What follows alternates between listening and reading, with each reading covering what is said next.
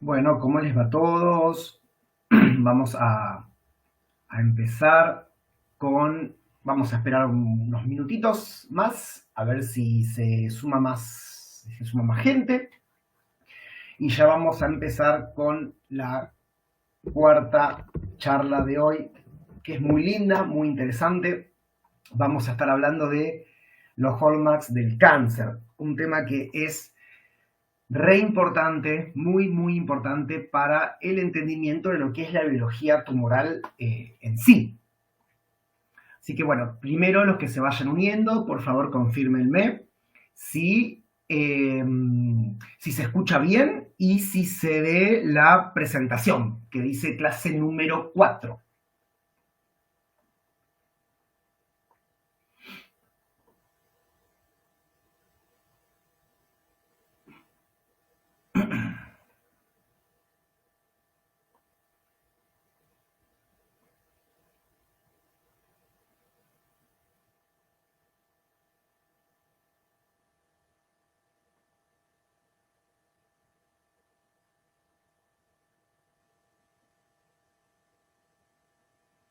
Sí, bueno, perfecto. Buenísimo, buenísimo, buenísimo entonces. Bueno, se escucha y se ve bien, perfecto. Gracias Guille, gracias Marti, gracias a todos por estar, por participar, por seguir estando, por seguir sumándose eh, a estas clases, que la verdad que, bueno, estoy como muy, muy, muy entusiasmado por estas clases, por este proyecto nuevo. Así que bueno, vamos a ir empezando. ¿Qué hora es ya? Si no me equivoco, son las 19:05. Bien, perfecto, 19:05.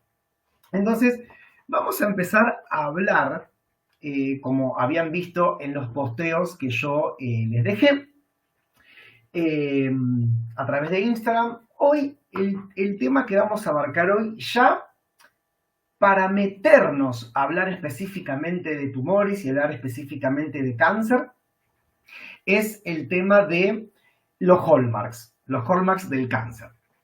Vamos a empezar hablando, por supuesto, de que es un montón de bibliografía, es un montón, hay un montón de conceptos, hay un montón de cosas eh, que son fundamentales y por supuesto no las podemos abarcar a todas en un vivo cortito, sino que vamos a tratar de ser lo más sintético posible, dejando las cosas fundamentales y por qué es tan importante hablar de esto. ¿Por qué es tan importante hablar de esto? ¿Y cuál es la trascendencia que tiene en la ciencia, ¿no? En la ciencia, en el conocimiento, en nuestro entendimiento de la biología tumoral? Por supuesto que para abarcar completamente los hallmarks del cáncer, después cuando yo les voy a ir pasando data respecto de mi membresía, para los que quieran tener el curso completo de biología molecular del cáncer, ahí vamos a tener absolutamente toda la información y vamos a profundizar muchísimo, muchísimo más en estos temas. Así que bueno, vamos a empezar. Quiero partir de la base, partir del supuesto de entender en lo que es patología tumoral, qué es lo que define a una célula tumoral como tal. O sea, ¿por qué una célula tumoral es tumoral? Casi filosófica la pregunta, pero ¿por qué una célula tumoral es tumoral? ¿Qué es la diferencia de una célula normal? ¿Qué diferencia a un tumor del tejido normal? Siempre teniendo en cuenta que los tumores surgen de nuestras propias células, con lo cual, ¿qué diferencia a una célula tumoral de una célula normal? ¿Por qué son diferentes? Bueno, si son diferentes es porque evidentemente tiene que haber una conducta biológica distinta que define la normalidad, entre comillas, que define la normalidad, entre comillas, y lo que define lo tumoral. Entonces, por ejemplo, como para hacer algo como más abarcativo, nosotros, por ejemplo, podemos definir la malignidad, podemos definir el comportamiento biológico desde distintos lugares, que es como los venimos haciendo hasta ahora, desde una perspectiva clínica. Por ejemplo, si yo tengo un paciente que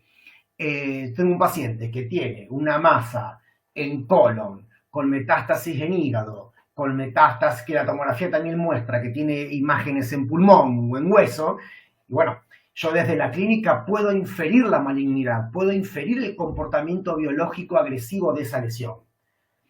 Desde la anatomía patológica, también nosotros los patólogos usamos y tenemos criterios para definir la malignidad. Cuando los patólogos en nuestros informes hablamos de atipia celular, pleomorfismo, grado de diferenciación de una lesión, la cantidad de mitosis, si hay necrosis, si hay inflamación, son todos parámetros histopatológicos o inmunofenotípicos, si se hace inmunomarcación, que nosotros también podemos utilizar para definir la conducta biológica de la lesión.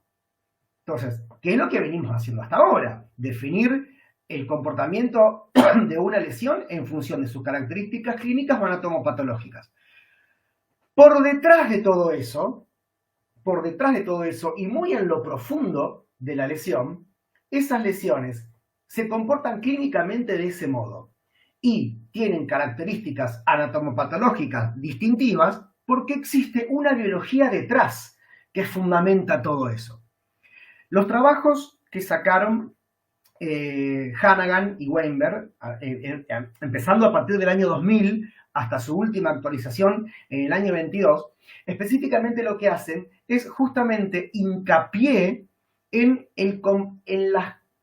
las características biológicas que subyacen a una célula tumoral. Son unos trabajos interesantísimos. Yo después, para el que le interese, lo voy a dejar. Para los que están en el grupo de WhatsApp, le voy a dejar los trabajos para el que le interese tenerlo. Son una lectura sencilla y son trabajos verdaderamente hermosos. Pero lo que hicieron estos trabajos, fundamentalmente, fue, como les había escrito en el posteo, poner un marco teórico conceptual. O sea, decir, las células tumorales funcionan de este modo. Y tienen una cantidad de atributos biológicos y hacer una breve explicación de cuál es el mecanismo molecular que existe por detrás de ese comportamiento biológico. Dicho esto, estos trabajos han servido a lo largo de los años para todo lo que es investigación. O sea, en función de entender cómo son las alteraciones moleculares que hacen funcionar a un tumor, es que tenemos la posibilidad de investigar, conocer y desarrollar alguna terapéutica que sea específica para tal alteración molecular. Así fue como empezó entonces, en el año 2000, cuando estos trabajos lo que hicieron fue recopilar, al menos al principio, en esta primera edición, lo que hicieron fue recopilar seis características biológicas fundamentales de las células tumorales. Y las fueron enumerando, después yo les voy a mostrar más cosas. Una es la autosuficiencia de señales de crecimiento. ¿Qué significa eso? De que el tumor tiene la capacidad de crecer y proliferar solo, sin necesidad de que haya obligadamente un estímulo externo que lo haga crecer. Normalmente, la autosuficiencia de señales de crecimiento tiene que ver con las mutaciones de los protooncogenes. Esto después en el curso, a los que les interese, lo vamos a desarrollar de una manera profundísima. Tiene que ver con la mutación de los protooncogenes.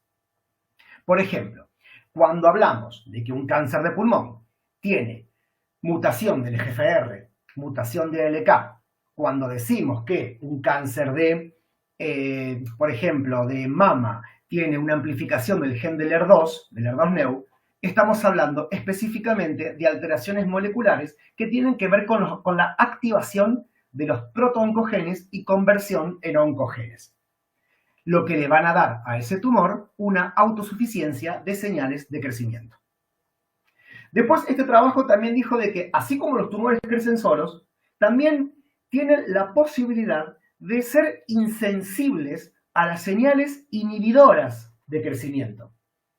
O sea, de que si hay un freno biológico, fisiológico, que intenta hacer que el tumor deje de crecer, el tumor es no lo siente, no lo percibe.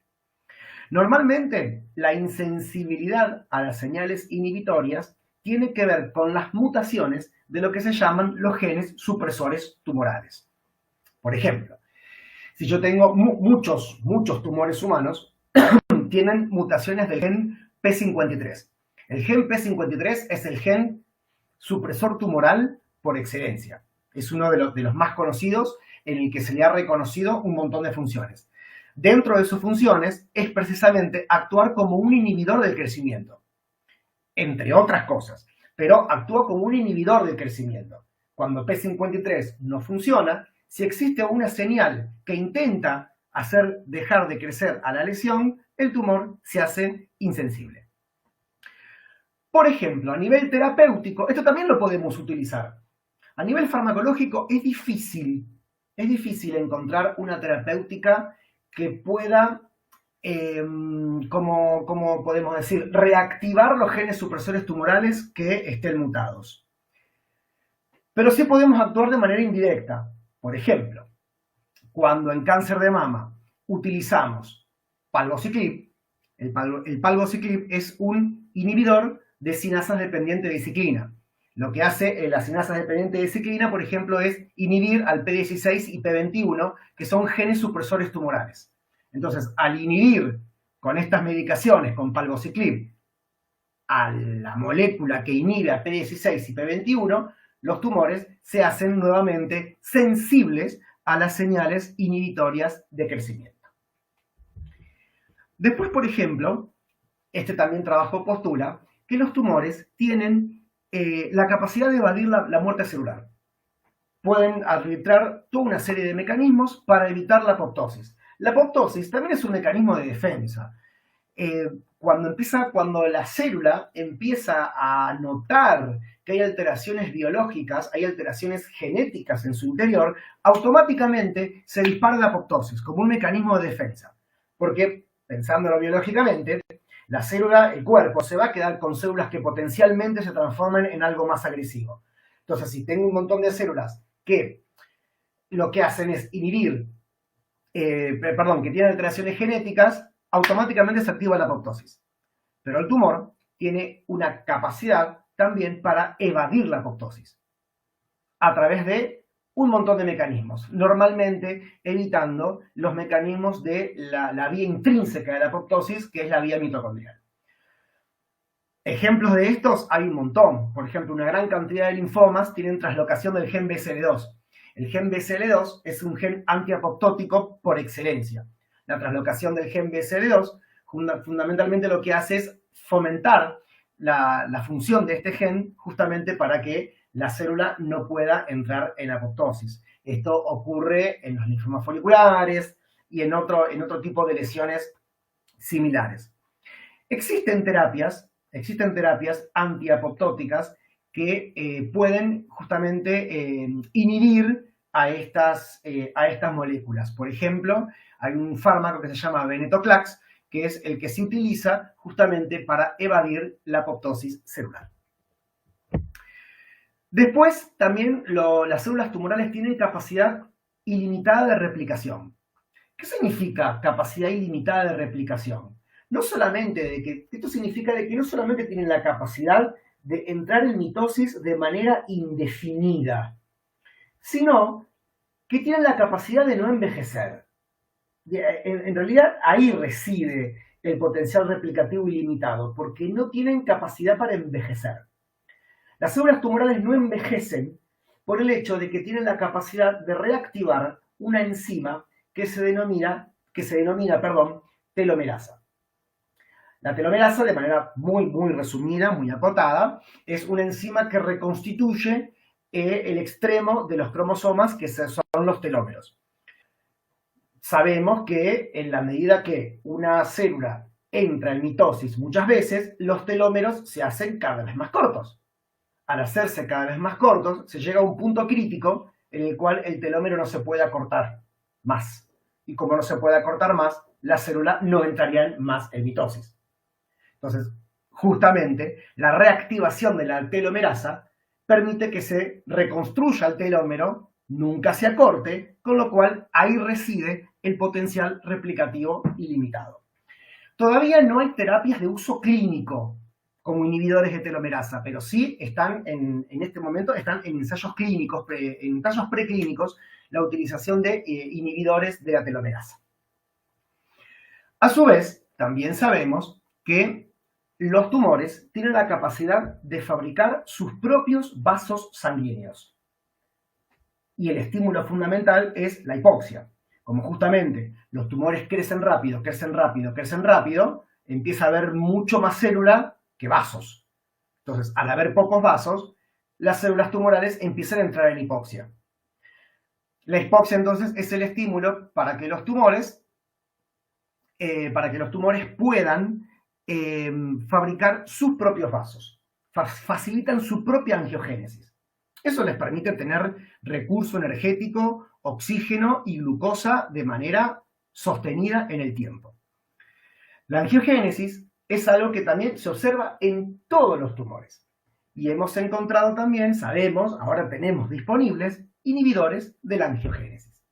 Por ejemplo, para cáncer de colon se puede utilizar bevacizumab, que es un antiangiogénico de uso común, ya tiene sus años de uso. También, por ejemplo, para cáncer de riñón avanzado, en los cuales ya se utilizaron otras terapias, se puede utilizar un inhibidor de la angiogénesis que se denomina pazopanib. Bien. También este trabajo concluye, esta primera parte del trabajo, concluye al final acerca que los tumores tienen capacidad para invadir los tejidos subyacentes y dar metástasis. Que esto es prácticamente lo que se denomina el sello de la malignidad, que un tumor de metástasis es el sello de la malignidad. Hasta ahora, a nivel terapéutico, no existen todavía terapias de uso clínico para inhibir la invasión y para inhibir la metástasis. El día que podamos encontrar algo así, verdaderamente sería un golazo. Pero sí hay ensayos clínicos. Se sabe que un tumor, para invadir y poder dar metástasis, primero tiene que romper los tejidos que lo rodean. Y las enzimas que se usan para romper el tejido que lo rodea, normalmente se denominan metaloproteinasas. O sea, son enzimas que lo que van haciendo es, la célula tumoral secreta esas enzimas para romper el colágeno que rodea al ambiente tumoral para poder invadir y hacer metástasis. Lo que está en ensayo en este momento son los que se denominan los inhibidores de metaloproteinasas. Todavía a nivel clínico no hay algo aprobado, pero sí todavía hay ensayos en función de eso. Hernán, ¿cómo estás? Presente en la clase. Hola, Neo, ¿cómo estás? Siempre es buenísimo tenerte acá, conmigo. Bien, les cuento, Neo es mi asesor técnico. Yo acá a Neo lo tengo como mi asesor técnico. Después pásense por la página de Neo, un genio. Bueno, ¿vamos bien en esta primera parte? ¿Vamos bien en esta primera parte del trabajo? Confírmenme si están ahí todos todavía, si se escucha bien, si se ve bien. Yo, mientras tanto, tomo un vasito de agua.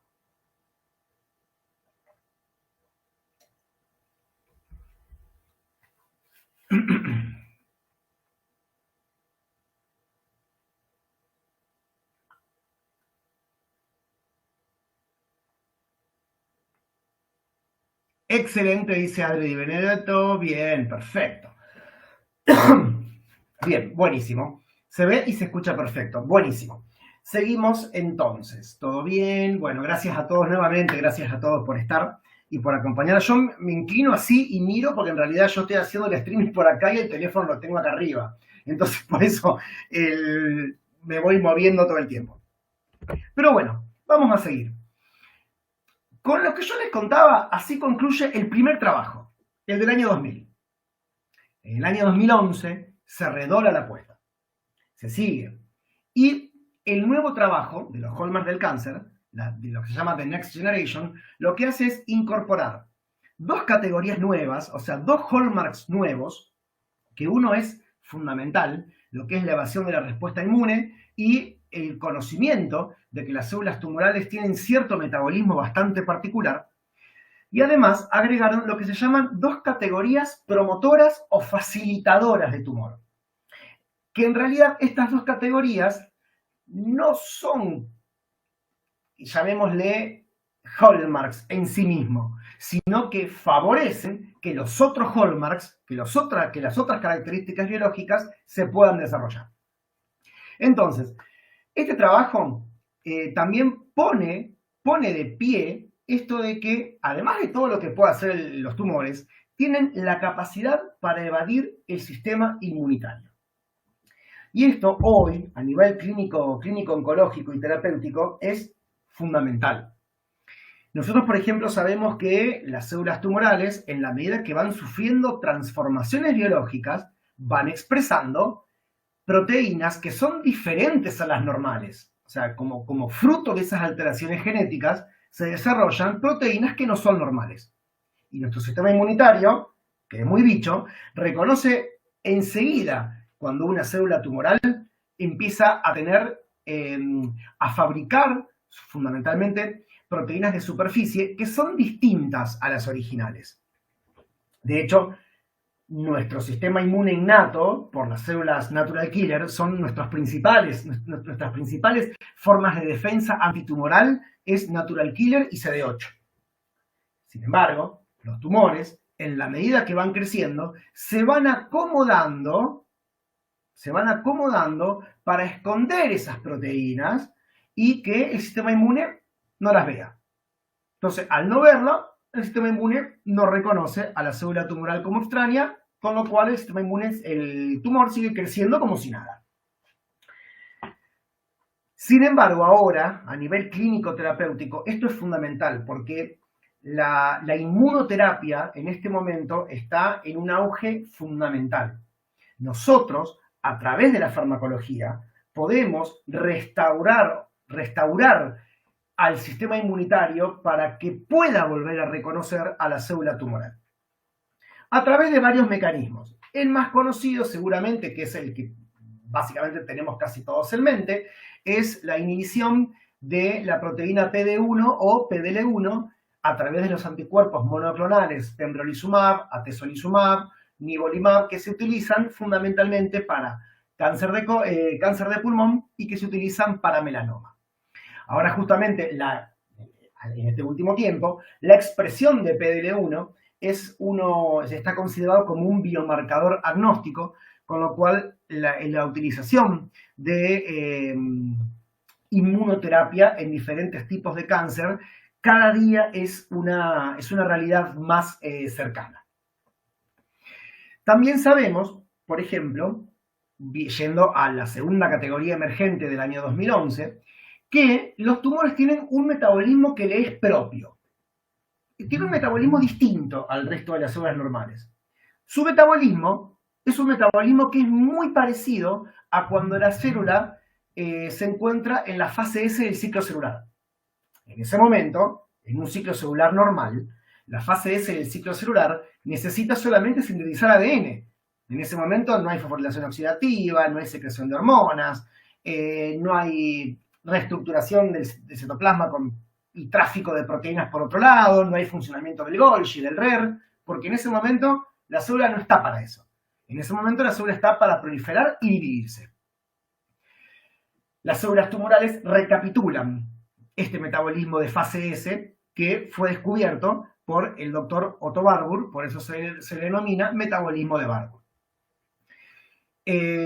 Se pueden utilizar, todavía no hay a nivel clínico aprobado, pero sí hay ensayos que lo que están haciendo es utilizar medicaciones que lo que hagan sea inhibir la glucólisis.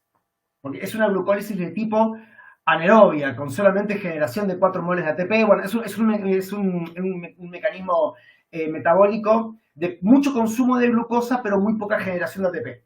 Entonces se está ensayando la utilización de medicaciones que inhiban la glucólisis. Después, dentro de lo que son las categorías promotoras de los tumores, tenemos dos: la inestabilidad genómica y la inflamación promotora de tumor. La inestabilidad genómica es un concepto que en ese momento era como bastante amplio, es un concepto bastante amplio acerca de lo que es la inestabilidad genómica, pero fundamentalmente hace hincapié en todo lo que sea las mutaciones y las alteraciones de los genes reparadores del ADN. Y en esto incluye los genes de errores de emparejamiento, como es la inestabilidad microsatelital, las proteínas MMR, los déficits de recombinación homóloga, que son todas las proteínas, que dentro de esas proteínas, como el déficit de recombinación homóloga, se encuentra una que es muy conocida por todos, que es la proteína BRCA1 y BRCA2, que se encuentra mutada en una gran cantidad de cánceres, por ejemplo, de próstata, de mama hereditario y de ovario hereditario. Entonces, si tenemos inestabilidad genómica y tenemos alteración de genes reparadores del ADN, al no haber genes y proteínas que reparen el ADN, porque los genes que codifican esas proteínas están mutados, alterados o perdidos, al no haber proteínas que puedan reparar el ADN, se empiezan a acumular un montón de errores genéticos y que esos errores pueden estar ubicados en otros genes que codifican para el crecimiento celular, que codifican para la apoptosis, que codifican para la supresión tumoral. Por eso no es un hallmark en sí mismo, sino que es un favorecedor, es un promotor de la tumorigénesis. Cuanto vos más inestabilidad genómica tengas, más posibilidad de que se generen un montón de mutaciones al azar. Y esas mutaciones al azar empiezan a ocurrir en zonas clave, como por ejemplo en genes codificadores de la mitosis, en oncogenes, en genes supresores, como les dije previamente. Esto también, este fenómeno biológico, tampoco pasa desapercibido, porque a nivel terapéutico es fundamental.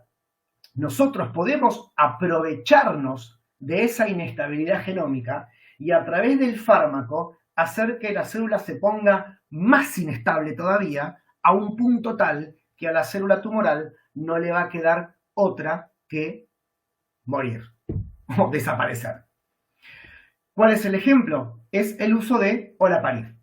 El olaparib es una medicación que en el contexto de una inestabilidad genómica por presencia de, por ejemplo, de BRCA1 mutado, yo lo que hago es con el olaparib inhibir otro mecanismo de reparador del ADN.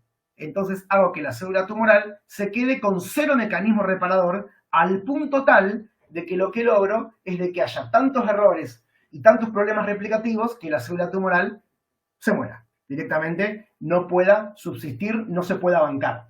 La célula tumoral se puede bancar perder un mecanismo reparador del ADN o dos, pero no se puede bancar perder un montón, porque necesita recomponer y necesita seguir replicando. Entonces, al inhibir farmacológicamente otro mecanismo reparador, la célula colapsa. También es sabido que la inflamación promueve la presencia de tumores. Y esto aplica para muchas cosas. O sea, la presencia de la inflamación crónica sostenida es promotora de tumor y es recontra sabido que este fenómeno inflamatorio crónico facilita el desarrollo tumoral. Esto aplica, por ejemplo, para cáncer de colon relacionado con, por ejemplo, con colitis ulcerosa. Otro tipo de linfomas que crecen en el contexto de inflamaciones crónicas, por ejemplo, los linfomas marginales de glándulas salivales que surgen en el contexto de la cerebritis crónica, los adenocarcinomas o los linfomas marginales de estómago en el contexto de la gastritis crónica con metaplasia intestinal. Siempre la inflamación crónica es un fenómeno que ayuda y favorece a la presencia y desarrollo de un tumor.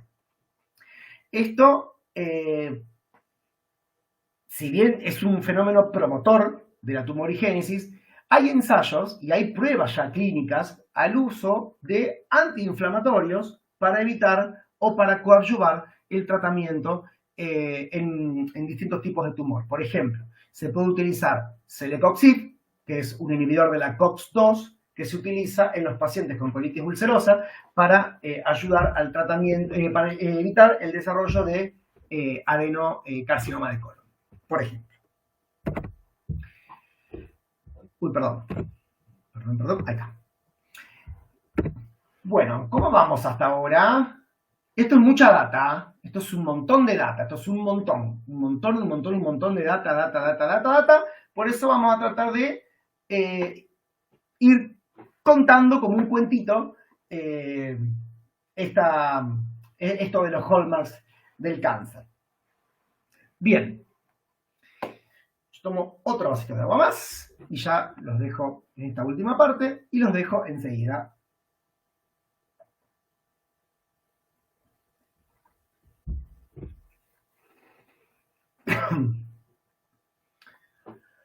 Bueno.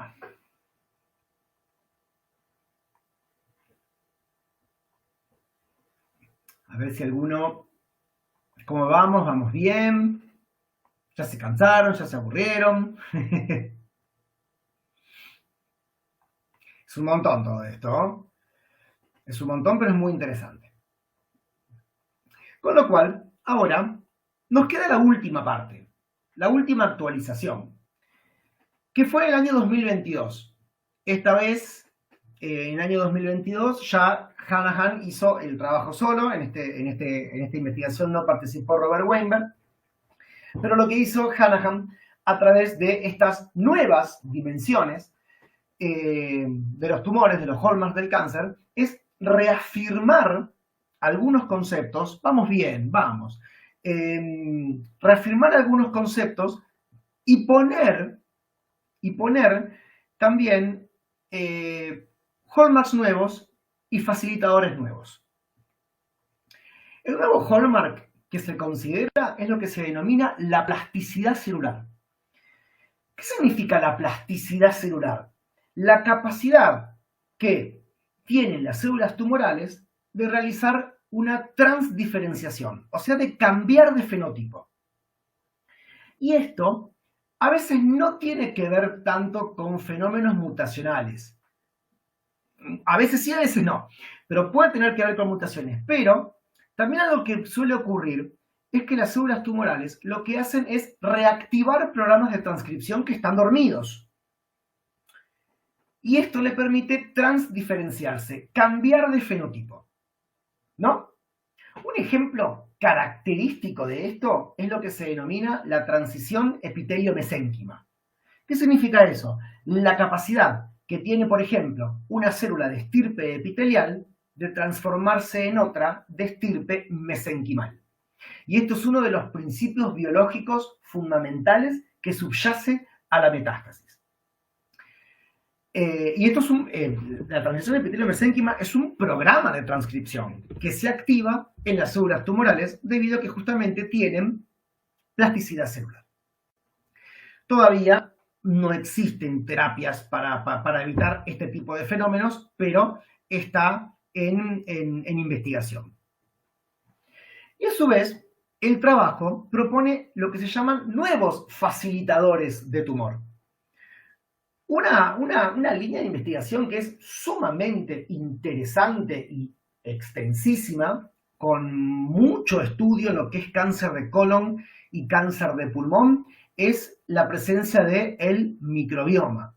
O sea, cómo la población de bacterias, el microbioma presente en el colon, presente en la vía respiratoria, puede favorecer al desarrollo tumoral. Esto es algo que es increíble y que también nos abre la posibilidad de que mejorando nuestra microbiota intestinal o nuestra microbiota respiratoria, existe la posibilidad de evitar la progresión tumoral o mejorar y evitar el desarrollo de una lesión. Entonces, algo increíble. La verdad que verdaderamente es una rama súper interesante de lo que es la investigación hoy en día acerca de cómo la microbiología nuestros propios gérmenes que nos habitan pueden condicionar el desarrollo de una lesión. Después, otra característica de los tumores que es muy importante es su capacidad para desregular la epigenética.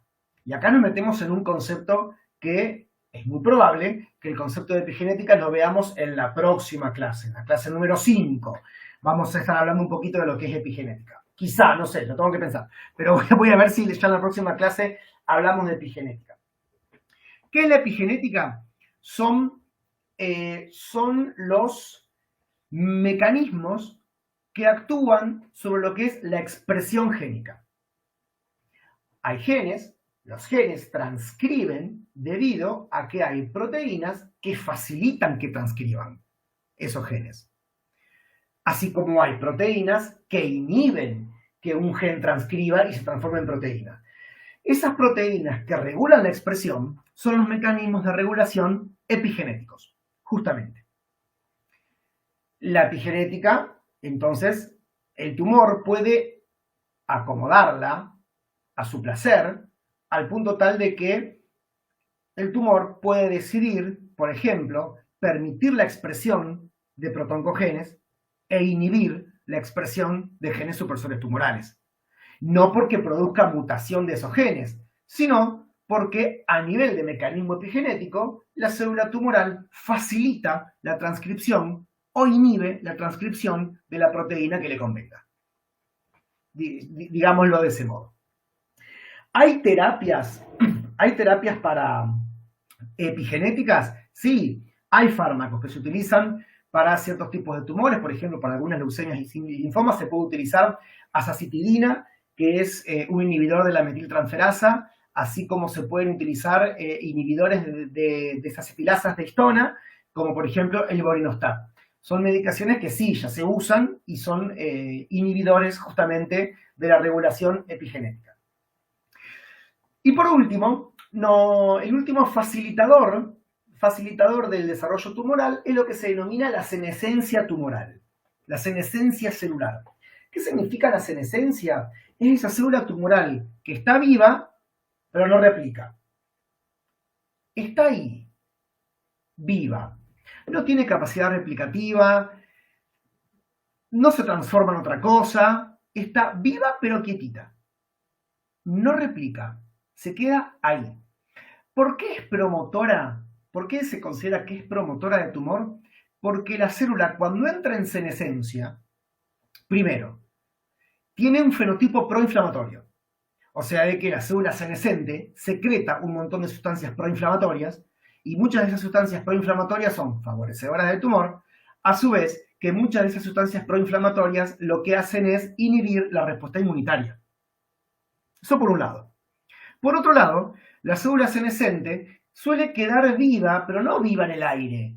Suele quedar viva en un pequeño nicho, en un pequeño microambiente tumoral que facilita su senescencia.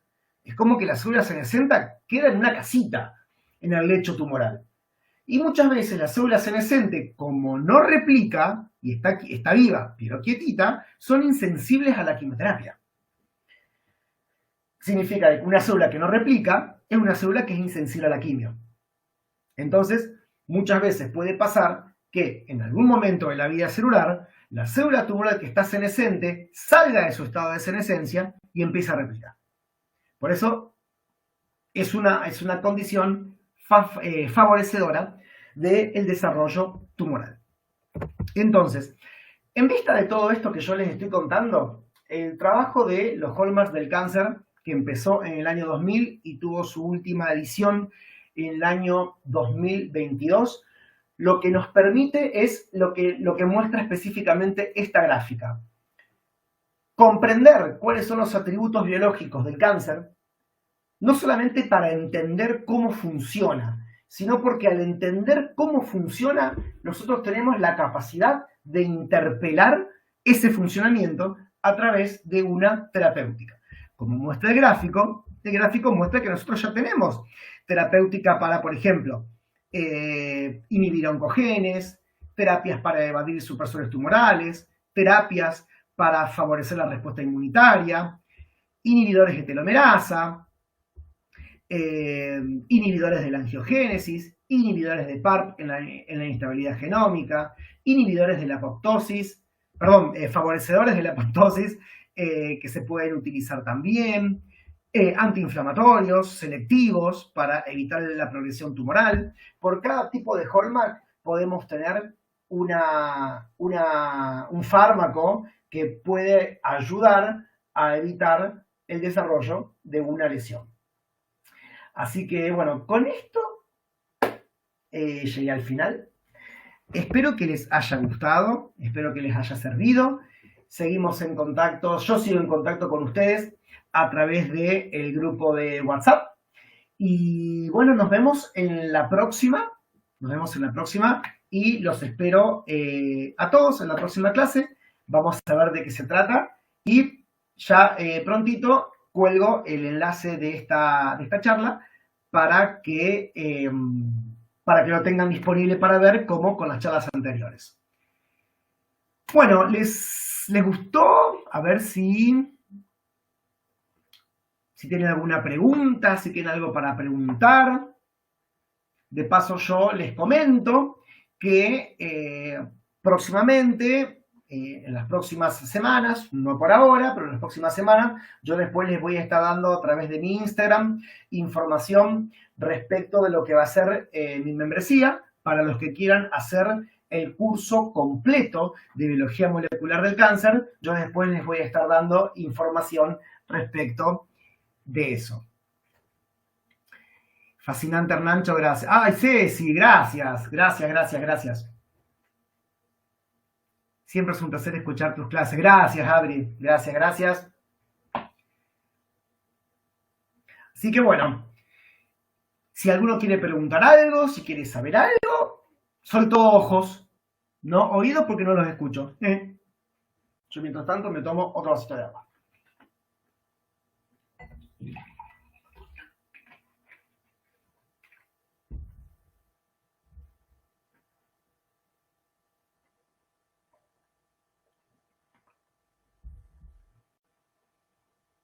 Gracias, Abril.